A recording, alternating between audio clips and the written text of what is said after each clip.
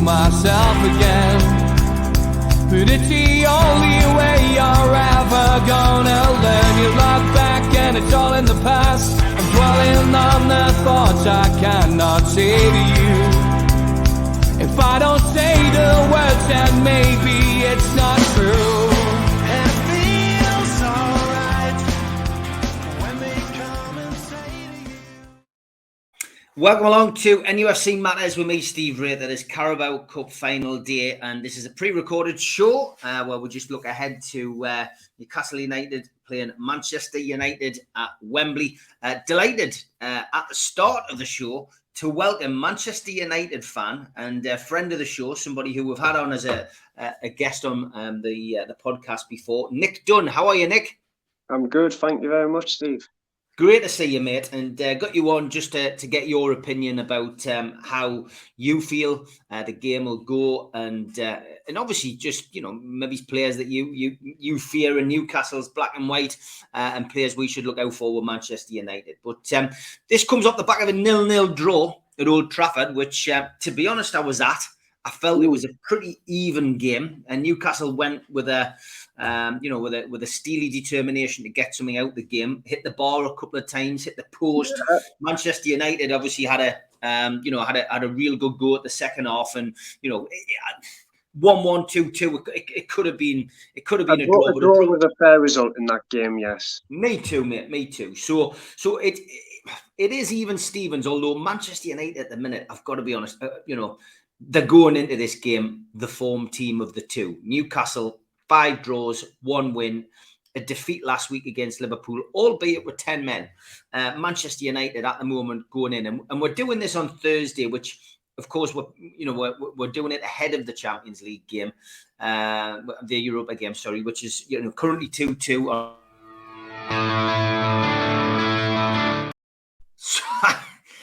Technical stuff there. We're going in ahead of the Thursday night game, so we don't know what the result has been there. But Manchester United, the form team at the minute, so you must be going into this a little bit confident, Nick. I wouldn't say too overly confident. We are, as you said, the informed team out of the two, and Nick Pope's red card, for me personally, I was watching it at my girlfriend's. I did think it was a bit harsh. But unfortunately, the refs, VAR, etc., lately have been, dropping some clangers, which shouldn't be happening in this day and age in football. I think it'll be a very tough game. Newcastle, I do believe that this season have been very good. They've played some amazing football. Eddie Howe's really got Newcastle jumped up, and I think if they spend very wisely in the summer, they can be really competitors for hitting the 1, 2, 3, maybe 4 places to get in the Champions League, or at least bring a trophy back to St. James's. Man United, yeah, we've started to go like this after a bit of a weird start, losing our first opening games. Ten Hag's came in and he's gone with a no bullshit approach, basically something like a Sir Alex Ferguson did all them years ago, something that we as Man United fans have sorely missed. We've been bringing good players in, but we've not really been playing as a team. We've been playing as individuals.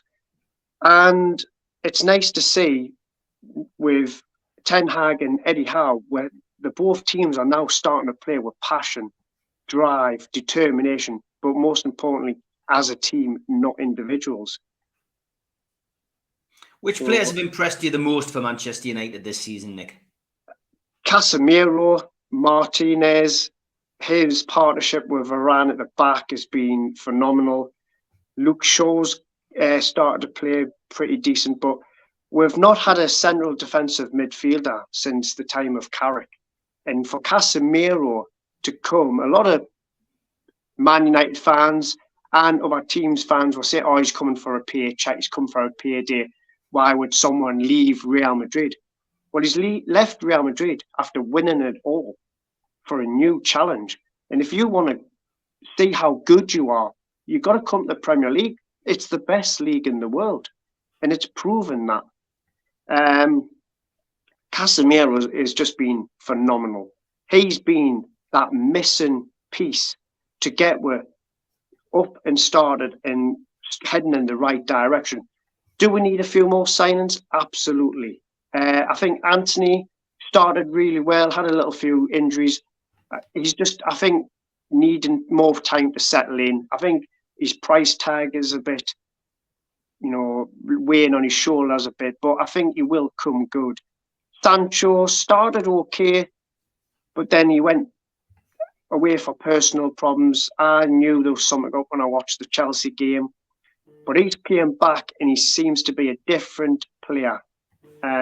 But Rashford, he is the in-form forward in the world at the minute.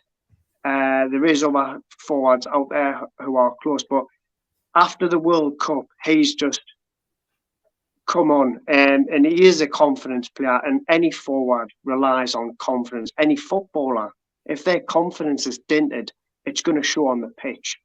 His confidence has gone like that, and he's banging goals in, and he silences critics from the European Championships because he had a good World Cup.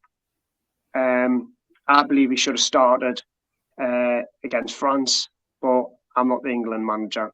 Them players, Bruno Fernandes, yes, he's not scoring as many goals, but the key passes, the assists that he's doing, Man United are looking good, and rightly so. They are favourites, but it's not going to be an easy game. Which players in Newcastle's team do you fear as a Manchester United fan? Bruno, he's basically orchestrating, and the past few games where he's not been playing has showed, and a lot of Newcastle fans will agree. For them games that he's been missing, Newcastle have, yes, okay, Longstaff is done, but he's not a Bruno. I think when Bruno plays, Joe Linton plays better. It's the same with Casemiro and Fred, because they're both Brazilians. They know how each other play, and it's good to see. Callum Wilson's been okay, but a few injuries has hampered his forward play and confidence as well. I think Callum Wilson is a confidence player. Isak as well. I think with his injury, that was a big miss for Newcastle. He will settle in. He can be very dangerous. He's finding goals in Spain at top level. So, give him a chance. He will put it in the back of the net. In Newcastle's defence, okay, yes, they are missing a key player in Pope, but Newcastle's defence has been rock solid this season. They've hardly conceded any goals. So I think Newcastle as a whole are very dangerous. Yes, you've got your individual players, but they're, as a whole, a very tough team to break down.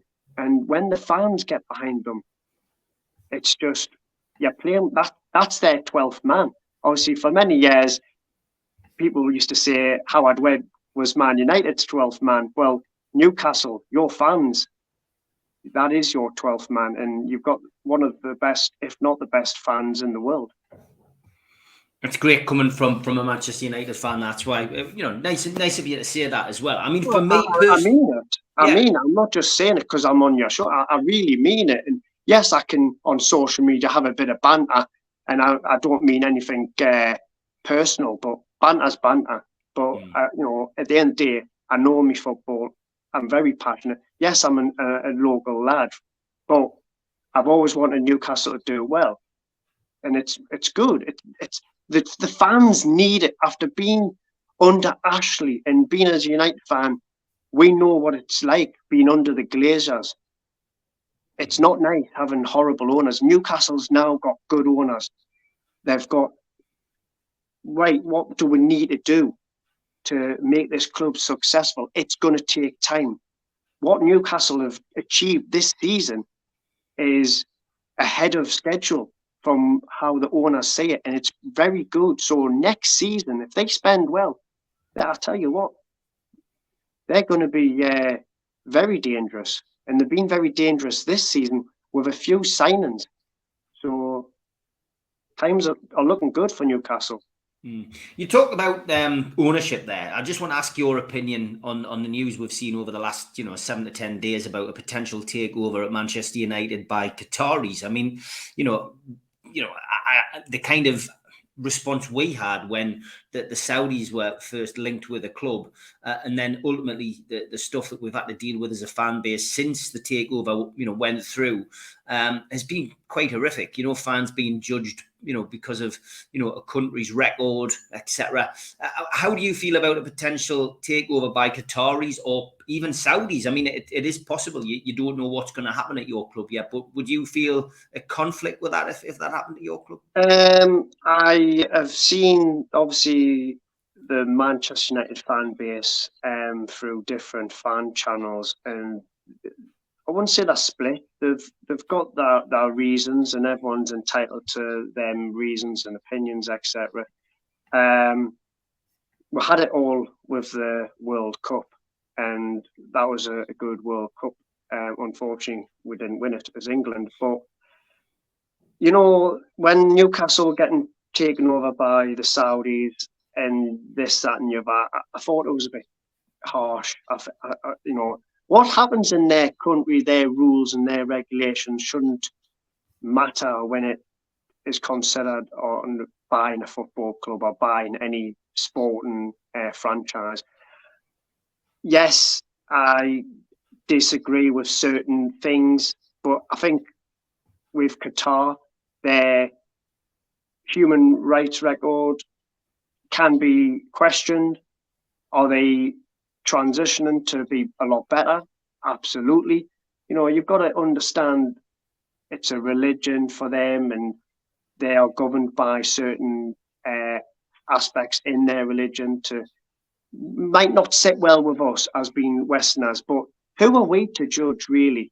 But when it comes to buying a football club, I just want any owners who are going to put the fans and the club first. The Glazers, they've never spent a penny of their own money. It's always been the revenue that Manchester United has earned as a club, and it's not good. And I hope, whether it be Sir Jim Ratcliffe or the Qataris, I'm more favouring the Qataris. But if they own Manchester United, I want them to say, right, Ten Hag, here is the money. We're going to just be the money. We won't interfere whatsoever in transfers, etc. Because we're seeing that with Chelsea. Their owner hasn't got an absolute Scooby-Doo. You can tell their manager is not buying them players. And I just want to be buying. We need the facilities upgraded. I don't want Manchester United to be bulldozed and rebuilt into these super-looking stadiums. That will take the history away from our club. Would you personally like St. James's to be bulldozed? Absolutely not. You keep it, you renovate it, you make it, you keep it how it is, but you upgrade things. And that's all Manchester United's Old Trafford Stadium needs. If you knock it down and build a stadium, you're taking something away from the club, and the fans won't like that. So the new ownership, like what's happened to Newcastle, they need to interact with the fans. Something that the Glazers keep saying, oh, we'll interact. I'm not saying nothing.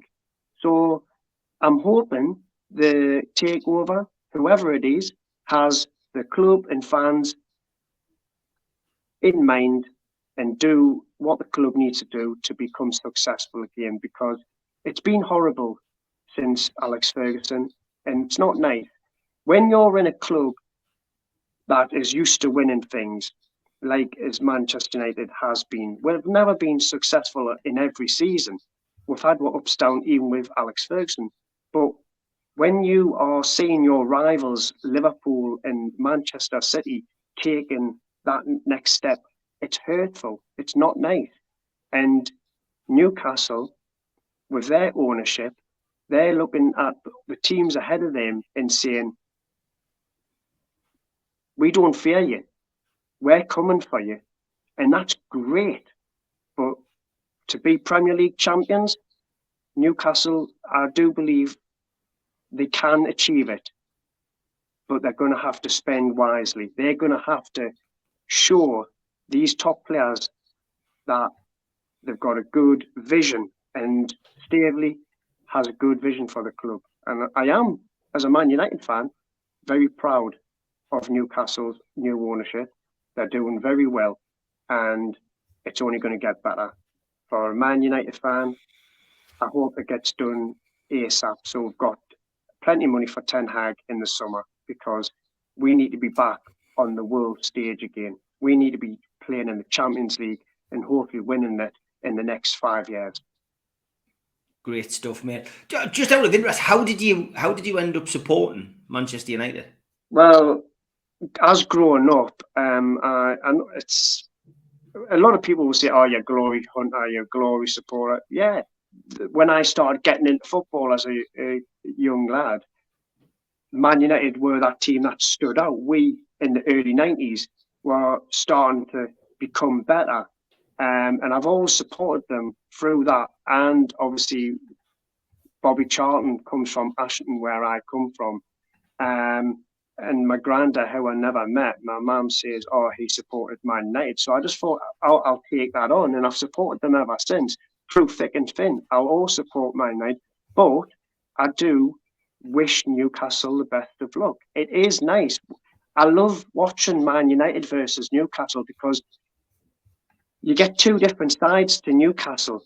You either play out your skin and either win or just get beat, or you play absolutely awful and get absolutely hammered, which we've seen in times.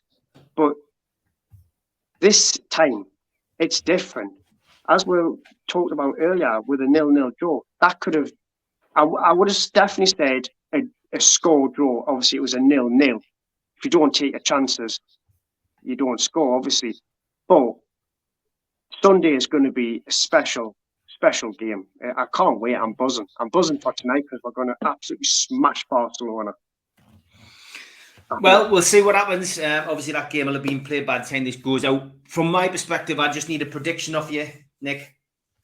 I'm going to go for a tough 2-1 win, Manchester United. I believe Rashford will score, but it's not going to be easy.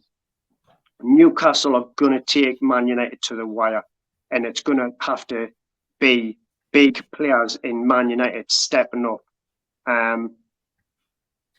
It's not going to be easy, like I said. It's really going to be difficult. It's not going to be a walk in the park. Newcastle have been playing this season with such belief and pride, drive and determination. However, with your recent results and missing such a key player like Poor, I do believe you are getting a little bit laggy. Your bench isn't as fantastic, but one game is one game. And if Newcastle win, fair play. To win a trophy, you've got to beat the best. And at the minute, Man United, Newcastle are the best in that tournament, and are one of the top best teams in the league. So, yeah, it's going to be an exciting game. Well, Nick, thanks very much for coming on, mate. I went 1-0, so let's see what happens on Sunday today when this programme goes out. And hopefully get you back on next week, mate, to talk about it. But for now, Nick Dunn, thanks very much. Is that a 1-0 to Man United? 1-0 to Newcastle United, mate. Ooh, who do you think will score then? I think it's going to be Dan Burn. Dan Burn. I think Newcastle are going to score from a corner, and I think Dan Burn's going to get the winner. winner. You what, if Trippier gets a good crossing and Dan Burn, he's at, what is he, about 7 foot? Yeah. 6 foot 10 or something, 6 foot 7. I tell you what. We've criticised our set pieces all season, and I just think Newcastle's going to score from a set piece. It could be a bit like Alan Cork for Wimbledon against Liverpool in '88. Ooh, that's all right, mate. Thanks very much for coming on. You take care, Nick. I'll speak to you soon. Enjoy the game, pal. No problem, I will do. Great to have Nick on, top man, and understandably, he's gone for a Manchester United win. I'm going for a Newcastle United win. The press conference this week obviously saw not just our manager take the hot seat, but also a couple of the players. So Keith Downey asked Eddie Howe, first of all, how did he feel about the weekend? Had it settled down? Talking about the goalkeeping situation. He just said, look, for Nick Pope, the whole emotion after the game was understandable. He's given his all this season.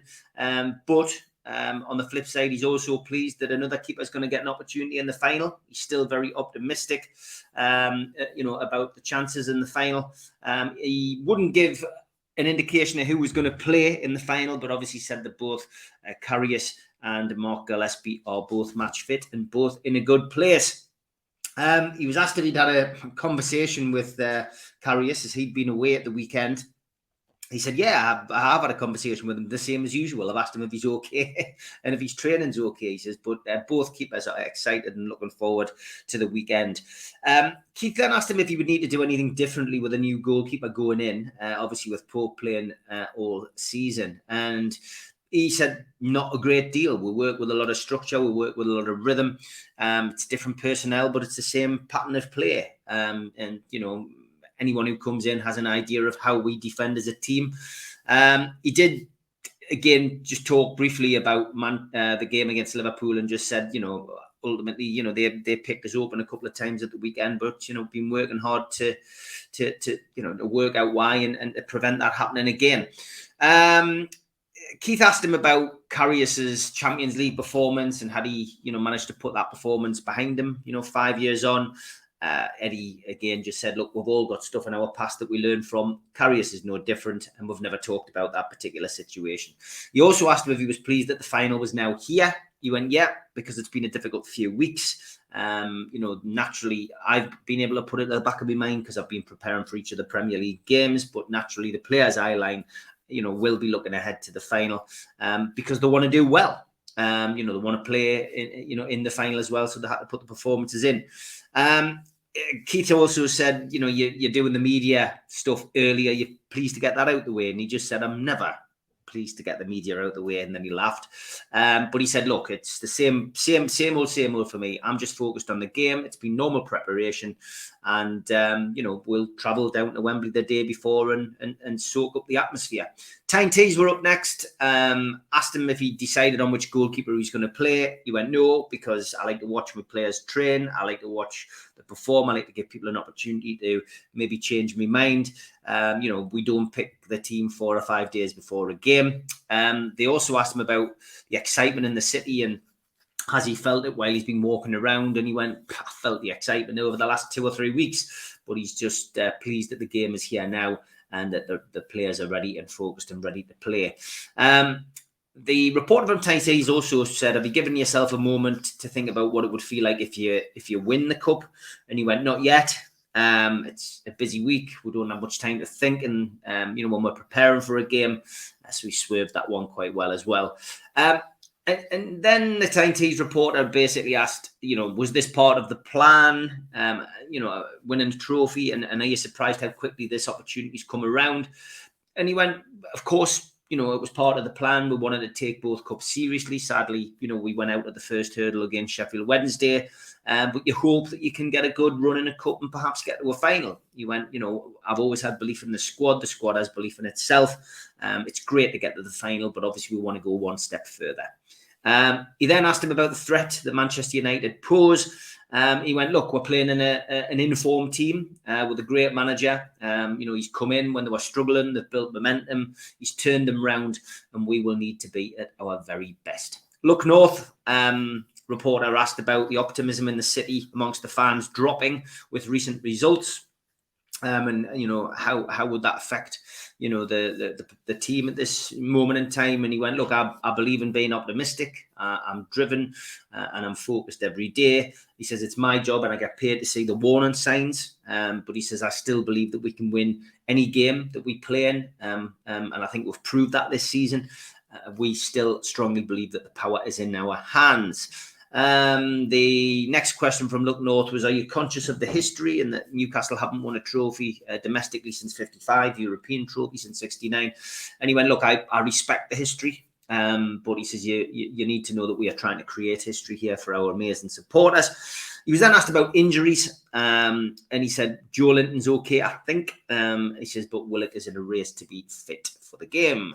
An unknown reporter now, and I believe it was somebody from Sky, just said, do you know how much this kind of final means to Newcastle fans? And he went, look, my interaction with the fans and the players is a regular basis, and we know, how much it means, and, we want to give them something to shout about. He asked then if they had discussed the trophy drought with the players. He went, yeah, in the early days of the League Cup, we certainly did, the Carabao Cup. He says, but now it's the reverse of that. He says, we don't want to put the pressure on them. We don't want to remind them, they're fully aware of the responsibility. They're fully aware, how much this would mean if they won.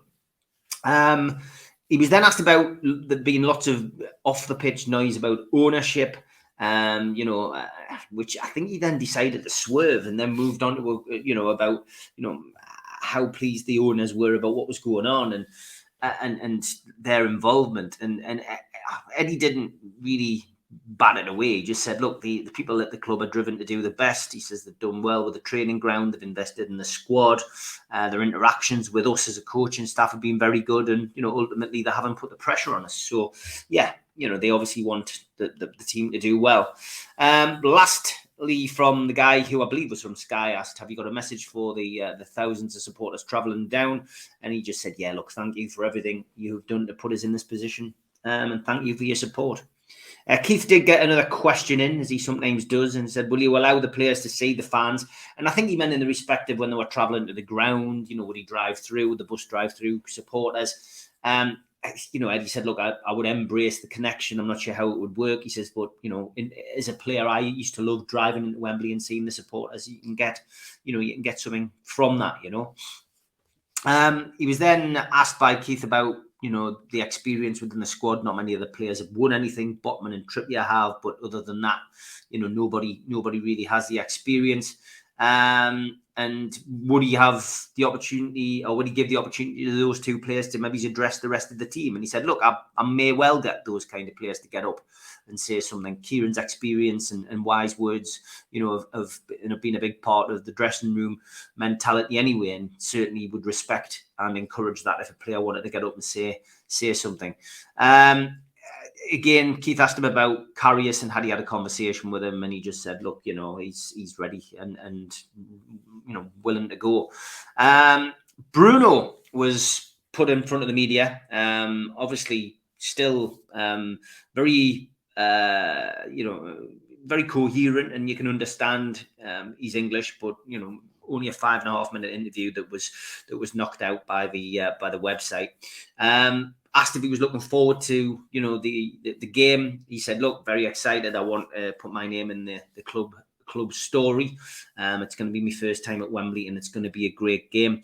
He was asked if in Brazil as a child he used to watch finals at Wembley, and he said, I used to love watching the FA Cup. I used to watch the League Cup, but most of all he enjoyed watching the Premier League.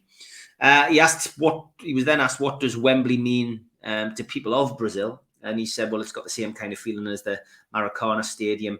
And of course, to go there and play against a team such as Manchester United in the final is very special for me. He was asked about the sending off and what went through his mind. He just said he wanted to cry. He was very upset. It was the first red card he's had in his career.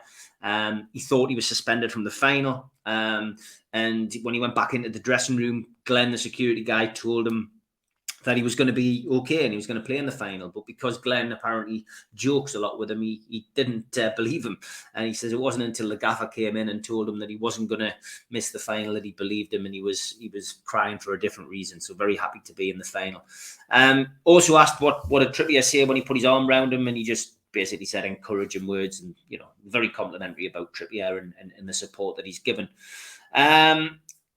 He was asked another question by the guy from NUFC TV, which was, the 3 games that the players have had, you've had that time to focus on the final. How's that been for you from a mental preparation side of things? And he went, on one way it was good, on the other hand it was bad because I wanted to play the games. He says, but I've been able to train well. I'm ready for the final.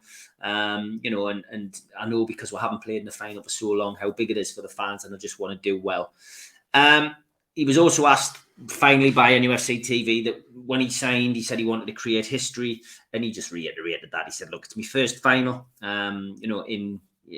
as a football player. It is part of the project, and step by step we go, and this is a big step for us. So nice to hear Bruno talk a little bit about it.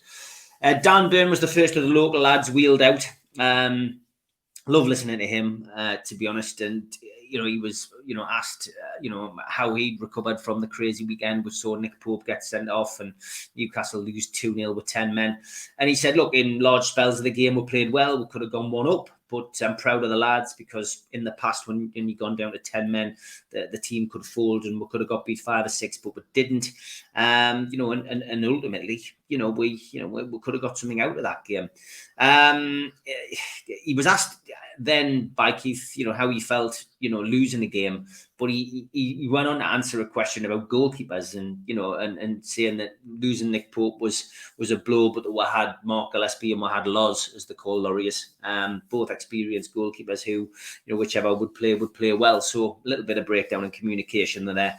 He was asked if he'd spoken to Karius since his return to the club, and he went, not spoke to him a great deal at all, and said Keith then said Newcastle do like to do things difficult, in a difficult fashion, and it would be a great story if Karius was the hero.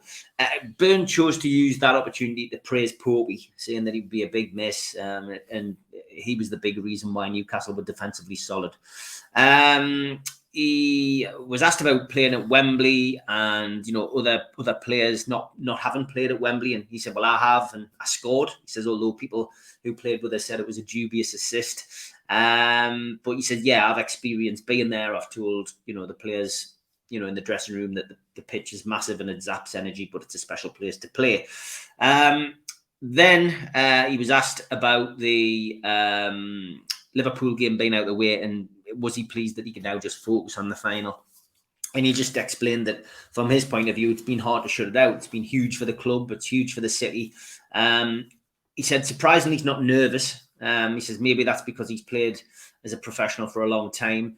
He says, maybe when I go out onto Wembley, I'll be nervous. He said, but, we go in confident. He says, we've got a good mix of experience and youth in the dressing room, and, we're just looking forward to it. He was asked as well, has he had to close down friends and family, and like say WhatsApp groups and stuff, so he could focus. And he went, it's just been normal for him. It's just like a normal game. He says, I got the tickets sorted, and it meant that I could just focus on the game. And that's what I'm going to do now for the next 3 or 4 days. Time Tees were then in to ask Dan, had he had more pressure than usual for tickets? And he went, I've had a good few texts, but I've looked after the people who I needed to look after, and I'm happy. He was asked what he felt that the game meant to the city, and he said, you can see it. He says, when you're out and about, he says just the other day, he says, I was pulling in level with a guy in a car who wound his window down and asked me to wind my window down, and he's telling us how much it meant to the people in the city.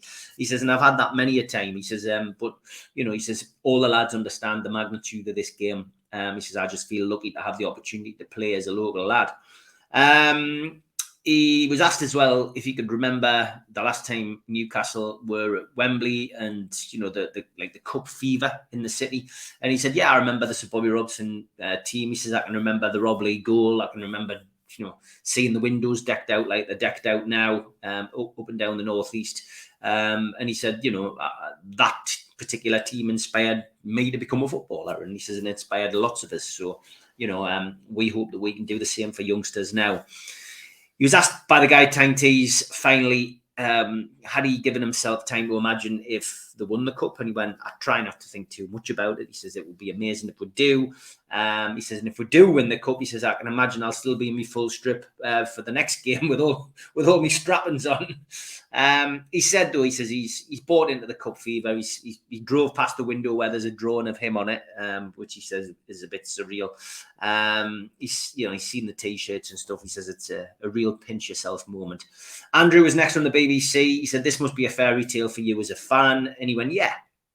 100%. He reiterated what he said. He says it's a fairy tale for me just to be playing for Newcastle. He says I've scored at the Gallagher end now. He says now I'm in a cup final and it is really special. Andrew then asked him if the last few games have been a distraction, for him, or has he still been given 100%? He says you've got to give 100% even when you're heading towards a cup final, because when you don't give 100%, that's when you can get injured. He says, and every time I do play it to the best of my ability. He says, I'm proud of the lads. He says, okay, in some of the games in recent weeks, we haven't got the results we wanted, but I'm proud of the team. Andrew asked about the optimism within the city and amongst the fan base being a little bit diminished with a recent run of results. And was it an issue for the players? And he went, nah, he says, it shouldn't be. He says, as a fan base, Newcastle fans, when we get excited, we'll get excited. And when we get down, we'll get down, He says, but our confidence in the dressing room is not knocked. Results-wise, we're playing well and we're still performing at a good level and we're, confident going into the weekend's game. Sky News then asked about the dancing. The video, of course, which went wild on social media, and said, can you tell us a bit about the team spirit? He said, I've been around a lot of teams, and he said, from my perspective, he says, as soon as I came into this dressing room, it was different. He says the players who were playing in that team were just as motivating as the players who weren't. There was a lot of people pushing for the team to do well, and he says just the mentality that you've seen develop is being fantastic. The photos when we win has been great, and he says I'm not the only person who's danced in the dressing room after a game. He says I'm just the only one who's been caught on camera. He says, but we've worked hard to create this, and we don't want to let it go. Again, he was asked by Sky News, might not have been listening to the previous question, has there been any moments where people have stopped you? And he just reiterated what he'd said before about people in the city, making sure that him and Sean Longstaff knew the messages that they wanted to get over to the rest of the team, how important it was. Sky News then asked him about, do you want to think about winning? What's in your mind? And he went, look, I haven't really thought about it. He says, I've not thought about the history of it. He says, it's irrelevant. He says, this team's a different team. The teams of the past. He says, yeah, one thing I'll say is that our team, won't change its methods. We go out to attack. We're going in against a big team and a team full of internationals. But on our day, he said, we can beat Manchester United. The last thing from Sky News was, he said, have you got a message for the fans? He went, yeah, I just want to say thanks for your support and stay out of trouble. Keith managed to nip in again with another question and said, how different is it as a player as opposed to being a fan? And he said, well, it is different. He says, it's still exciting. You still want to win. He says, but, if I'd been a fan, I would have been going down with my mates on Friday and having a proper weekend of it. He says, but I'm not feeling the pressure. I just feel the privilege. Keith asked him if he'd got a dance plan for if he scored. He went, I'll probably just be freestyling there like FIFA. When you hit loads of buttons on the control. A final question came in from a reporter who I didn't quite catch, just said, is this the reason you came back to the club? And he went, yeah. He says, and, he says, that's the trajectory the club's been on has been fantastic. He says, we're all pulling in the same direction. Hopefully this cup final is not a one-off. And, our main aim is to get this club back to where it should be. Last in front of the cameras was Sean Longstaff. He was asked how he was feeling after last weekend by Keith. He went, unhappy we're lost, but glad we can focus on the cup now. Really sad for Popey that he's going to miss out, but Loz coming in is a blessing for us. He's played a lot of big games, and I'm sure he'll do well. He said he'd actually checked out his Champions League record. He had the most clean sheets in the Champions League campaign. So, not a bad keeper to come in. And he said he's played in Europe and bigger games than I could even dream of. He's played the games that I would like to play in. And he says Loz has really given a lot behind the scenes, and he's not had the credit, so it's a great opportunity for him.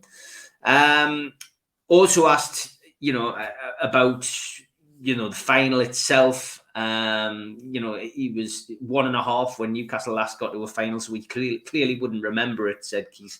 And he said, it's crazy. He said, I just never thought it would happen. He says, if you'd asked me a year and a half ago, or told me a year and a half ago, Newcastle would be in the League Cup final, I would have just laughed at you. So yeah, it was great. Great for him as a local player. He said, to get to the final. He was also asked by Keith. He said, it's a big turnaround for you personally. When did you realise this manager, and the takeover was going to be to your benefit? And he went, first time the manager came in, he set up his philosophy and how he wanted to play, and I saw that a lot of it suited my strength as a player. And I knew then it was up to me to show him that I could be part of his plans. He said he was the first manager ever to call us. He was in bed apparently 10:30 at night, and Eddie Howe had tried ringing him 3-4 times. He'd missed the calls, but he was like panicking, thinking, he was going to get sold. But when he did finally speak to him on the phone, he realised that he was ringing them to tell him that there was something that maybe going to be in the paper, and just ignore it. He says, I knew then that this guy was going to be good for me.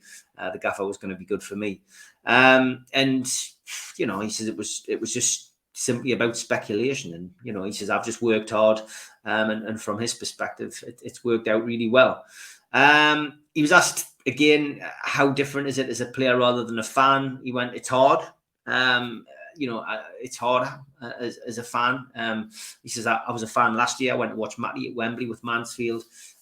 He says, I actually turned to one of my pals that day and said, imagine if it's just Newcastle, one day going out at Wembley. He says, but again, he says, it's just bizarre to think that 8 months later, I'm actually at Wembley in a cup final for Newcastle, and anything can happen. He was asked if he was going to be emotional before the semi. If he was emotional going to be emotional before the final, as you had been in the semi-final. And he went, yeah, he says, I probably will be. He says, for me, he says, I've been thinking as little as possible about the final. He says, but when going back to the semi, he says, walking out and seeing the flags and then scoring those goals, he said, it was really emotional. He says, and the fact that Dan Burn was coming over and, saying he was proud of him, etc. He said, it's a special group, he said, and we'll want to make more memories, 100%. He was asked if it meant more to him after the loan spell that he'd had, and he went, yeah, that under the previous manager, I was in and out. I didn't really have his full backing. He said, but as I've already mentioned, from the first day Eddie came in, we've been in agreement, and he's got the most out of me, the most out of a lot of players. He's a special person, and I'm just delighted to be playing in a cup final for him. He asked if Eddie made him want to leave like sweat on the shirt, and he went, yeah, when he came in, I didn't know if I was staying or going. I had 6 months to impress him. He says, but I did. I got my contract sorted, and I'd like to think you can see it in my performances. And he was also asked, he's now playing with a smile on his face, and he went, yeah, because I thought this would never happen. He says, from my perspective, I thought I was out the door and, I was going to be moving on. He says, but I'm not. And now here I am in a cup final. He then paid a little bit of a tribute to Pope. He said, look, I shouldn't really be here doing these interviews. It should be Nick Pope. He says, I wish it was him. I never thought this would happen. Tine Tees then said, again, they all seem to be making something about the goalkeeper, saying, anything you've got to say about, the keeper situation that you faced this weekend. And he just reiterated what he said earlier, that Loris has played at the top level. One game doesn't define his career, and he should be somewhere else playing. He shouldn't really be sitting on the bench, but he just reiterated that we're lucky to have him. They asked him if he'd blocked out the noise on his phone, and he stuck his phone on to do not disturb. He said, well, I have got a Wembley group chat amongst the family. He says, I have had to put that on silent. He says, but other than that, I've kept things as similar as possible. He says, I've switched off a bit by watching ice hockey at night. He says, but, as the game gets closer, it's going to be a little bit more difficult switching off from it. He was asked, has he got a sense of how proud his family are and his friends? And they mentioned the fact that the PE teacher was interviewed and got quite emotional. And he went, yeah, he says, those kind of people, I never forget them. The people who helped us when I was younger. He then said, when times are good, there's lots of people who want to be your friend, but when times are bad, there's not as many. And he said, his closest friends were there for him in these difficult times, and he's just delighted that he's, got an opportunity to spend the moment with them. A lot of them will be travelling to Wembley and have managed to get tickets. again, a similar question to what was asked to others. Have you anticipated what it'll be like if you win? He went, we just know it'll be carnage in the city if we do. He says, but we can't get carried away. He says, we've got to focus. We've got to be our best, because if you don't, then, the game will pass you by. You need to be right at it. We feel we're a good side, but we need to be at our best. And he was then asked, did the 0-0 draw at Old Trafford earlier in the season give you a bit of hope? And he said, look, we started well. We hit the post, we hit the bar a couple of times. He said, but ultimately, we've got players coming back. They've got players coming back. We're going to test ourselves against some of the best players in the world. But we haven't done too badly ourselves. So, it is an even Steven game. I think that was what he was reiterating. He was then asked, since the takeover, obviously the aim is to get the cup finals on a regular basis, and he's went, yeah. He says we hope this is the first of many. We know where the club's going. We're the first team to get there. In this, for many years, a lot of outsiders probably thought we couldn't. We've got a lot of good individual players, but we'll play well as a team. He said, I think Bruno's probably one of the best players in the Premier League. He says, well, maybe I shouldn't have said that because I don't want any attention on him. He says, Sven Botman's good. He says, and we're difficult to play against. So, yeah, we just want to build on the success that we've had so far. BBC then asked which of his family members were going. He said, do you want us to name them all? He says, at least 25 or 26. He says, there's a lot going with tickets and a lot going without. He says, but, my dad and my brother are going. They got their names in early. My nana and granddad are going, who went to see us play Wimbledon away, and my mum and sister. And he says, yeah, it's nice. He says, also asking about the boost to the fans. Could you give a boost to the fans? Because, the performances over the last few weeks maybe haven't been as good. And he just said, look, 2 weeks don't define a season, and don't define a period of work. He said, Bruno's coming back in. Wilson's fit. Isak's fit. He says the style we play is difficult for people to play against. He says, we've always felt we're a game away from putting away the chances we're creating. So seems to be a bit of confidence there. Lastly, from Sky, what makes the connection between Newcastle United supporters and the team? And he said, we know how hard it is for people to pay for tickets and to go and watch us week in, week out. He says, and our performances affect their week. If we win, the city's bouncing. If we lose, it's doom and gloom. And he says, me and Bernie know that only too well. He says it's up to us as a team to make it special for them to watch, and that's all you want to hear in it from local lads. So that is the end of your cup final show today. I'm just going to play out with a little video from our good friend Scunny Mag. To cram in, so I'm going to go as fast as I can through this because I don't want to take up too much of the time. If there's any details that I've skipped over that you want to check, wait till the end of the live show and watch it back, and then you can pause it and get that information. Right, let's crack on. There are park and rides all around the city. Your best one for Wembley is Stanhope. For those coming by train, if you're going via central London, you'll tube out and you'll either be going to Wembley Park or Wembley Central. Central is good for fans for the west side of the stadium. Wembley Park's the main one that sits right at the top of Wembley Way, and that's served by the Jubilee and Metropolitan lines. The Metropolitan will get you straight in from London King's Cross. It's also serviced by London Overground and the National Rail Network, so you can get a train directly there. Same with Wembley Central. That's also served by London Underground and National Rail. It sits on the Bakerloo line for underground services coming from the city. You've got a third option of Wembley Stadium, and that is just a National Rail station. No underground, no overground. Okay, so once you've got tube in, we've got quite a choice. A lot of them closer to the ground are only going to be offering match ticket access, but let's fire through them. Number one is the Green Man. You don't actually need a match ticket to get into this one, but you do need to have pre-booked in advance. If you haven't, it's sold out, it's full to capacity. If you are heading to the Green Man, the postcode is Hotel Alpha 9 8 Delta Foxtrot, and your what three words is Tulip Every Party. Pub number 2, the liquor station. Your postcode is Hotel Alpha 9 6 Alpha Alpha, and your what three words is Pads Held Model. If you want to check if they're fully booked, their number is 020 8903 0159. Number 3 is JJ Moons, a Wetherspoons pub, Hotel Alpha 9 7 Delta Tango, and your phone number is 020 8903 4923, and your what three words is Quiet Boil Metro. Pub number 4 is Masty. Your postcode is Hotel Alpha 0 to Alpha Alpha, and your phone number is 020-878-2252. Your what 3 words tags give ends. Number 5, for anybody that's been before, a few years ago this was called Flannery's Bar. It's now called the Barrel and Corner. Your postcode for that is Hotel Alpha 0 to Alpha Foxtrot. Your phone number is 020-89002947, and your what 3 words is Fortunate View Start. Number 6, the Corner House. This one's handy for people coming into Wembley Stadium Station. Your postcode is Hotel Alpha 9 6 Bravo Alpha. Your phone number 020-3784 2012, and your what 3 words is Half Chase Beams. Number 7 is the Holiday Inn. Your postcode is Hotel Alpha 9 8 Delta Sierra. Your phone number is 020-8902-8839, and your what 3 words is Jelly Skirt Race. Number 8, the St George Hotel, Hotel Alpha 9 8 Alpha Uniform. Telephone 020-8900-0662. And your what 3 words, Treat Leaps Brand. Number 9, the Ibis Hotel, Hotel Alpha 9 8 Bravo Alpha. Phone number 020-84535100. What 3 words, Blunt Asleep Send. Number 10, Best Western, Hotel Alpha 9 6 Alpha Yankee. Phone number 020-3879-1880. And your what 3 words is Hosts Salsa Press. Number 11 is your fan zone at Wembley.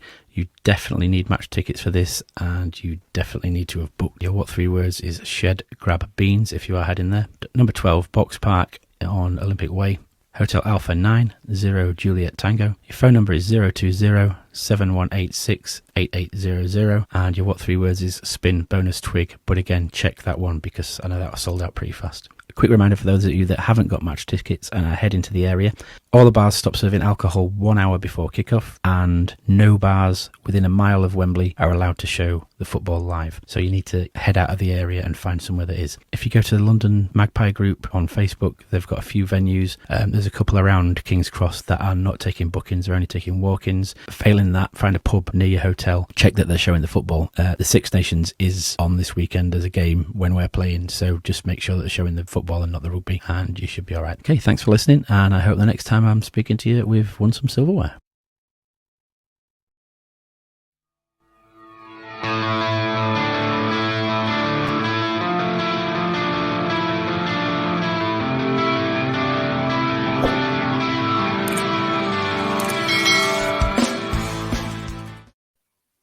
A big thanks to all our sponsors, starting with Skips and Bins, telephone 0800 25 45 25 3, email inquiries at skipsandbins.com, website skipsandbins.com, easy contract free and pay-as-you-go waste collection. Thanks to Mr. Vicky's Sauces, handmade in Cumbria. You can order them from mrvickies.co.uk, email them at info@mrvickies.co.uk, or call them on 01768 210 102. Why not try some new beers at Blowhole Brewery? You can find them at blowholebrewery.co.uk. Thanks also to United Group Travel, UK Coach Holidays based in Morpeth. Telephone 01670 362 460 or mobile 07957 141 654. Graham, your driver, Beverly answering your calls and looking after you on your tour. Thanks also to 3 Properties. They specialise in sourcing investment properties for their clients who are looking to invest in the North East. They offer a full in-house service from sourcing the deals to managing the properties for you. They've done over 100 plus deals in the last 12 months for clients all over the UK. Give the guys a follow on Instagram, matty.patter_northeast property and phil.reed_northeast property, or email phil@3property.co.uk if you're interested in getting a good property deal. Thanks to qtechshop.co.uk, the makers of pool tables and snooker tables in Wallsend and Newcastle, and the guys who run our website, NUFCmatters.com. Thanks to Media Arts for all the videos. If you want to subscribe to the channel, hit the subscribe button underneath this video today. Hit the thumb up to like the video and click share to your social media. If you're out and about, you can catch us as a podcast on iTunes, Spotify, Podbean, and the rest. If you want to join the channel, click join and you'll find out our membership packages down there. Very easy to do. Or if you want to become a cult member, £25 a month. Go to nufcmatters.com and look for membership pack, or put your smartphone over the QR code and it will take you straight there. Anyone who subscribes to the channel will get a free car sticker. To get your car sticker, simply email john@nufcmatters.com. Got a few events coming up over the next few weeks. Steve Howe, Friday the 24th of February at the Tyneside Irish Centre. Tickets available for £29 on voucher. An evening with Nobby Solano, Saturday the 25th of March. Tickets £15. Book at nufcmatters.com. Nobby Solano is also at Felling Cricket Club on Good Friday the 7th of April at 4 o'clock. Tickets are £10 and available behind the bar. And an evening with Frank Clark and John Gibson, Thursday the 20th of April. That's at the Tyneside Irish Centre. Tickets are £15. Book now at nufcmatters.com. We've also got a vast array of t-shirts available at the website. If you want your special Wembley t-shirt, you can go to nufcmatters.com and get one now while stocks last.